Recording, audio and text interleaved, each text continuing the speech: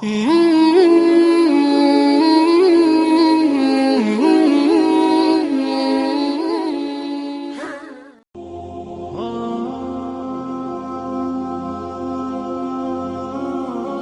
میں ایک ندی کے کنارے مشہور شہر کوفہ آباد تھا۔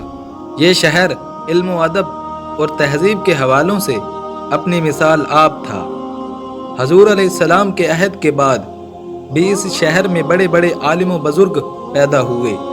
حضرت امام ابو حنیفہ رحمۃ اللہ علیہ کا تعلق بھی اسی شہر سے تھا۔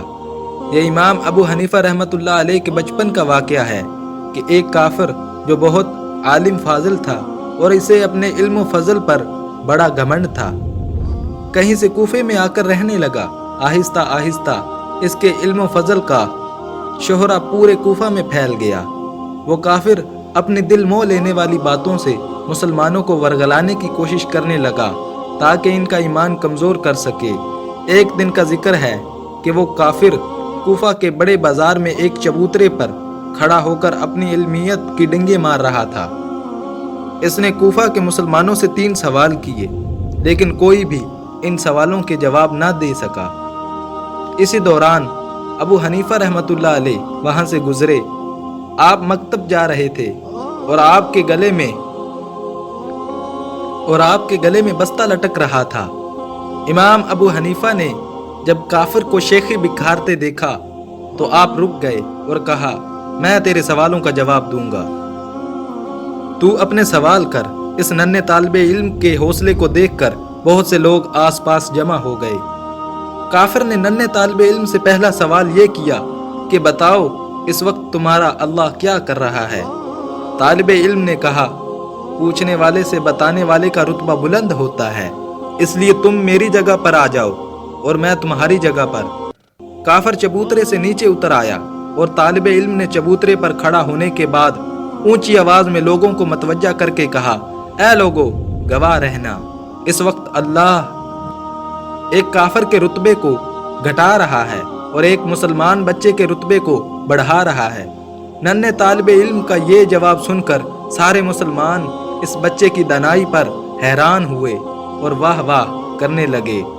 جب کافر طالب علم کا یہ جواب سن کر شرمندہ ہوا، کافر نے اپنے ماتھے سے پسینہ صاف کرتے ہوئے طالب علم سے دوسرا سوال کیا کہ بتاؤ خدا پہلے کیا تھا؟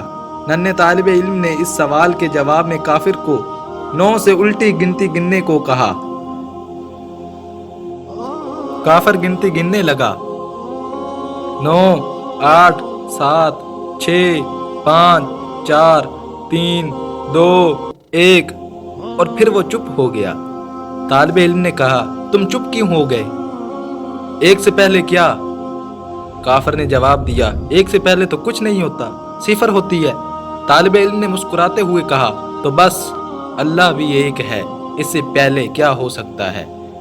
کافر ابو حنیفہ رحمۃ اللہ علیہ کے اس جواب پر ہکا بکا رہ گیا اور دوسرے لوگ بھی اس کم سن بچے کی عقل مندی پر دنگ رہ گئے۔ پھر کافر نے طالب علم سے تیسرا سوال کیا کہ تمہارے اللہ کا منہ کس طرف ہے؟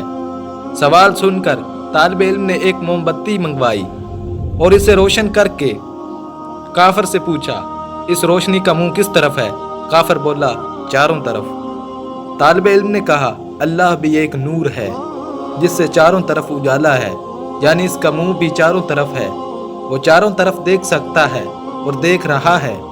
کافر اس بچے کے جوابوں سے لاجواب ہو گیا، اس کے پاس کوئی سوال نہ رہا۔ ننھے طالب علم نے اپنی ذہانت سے کافر کی زبان بند کر دی اور وہ شرمندہ ہو کر کوفہ سے چلا گیا۔ لوگوں نے ننھے طالب علم کو اس کی عقل مندی پر شاباش دی۔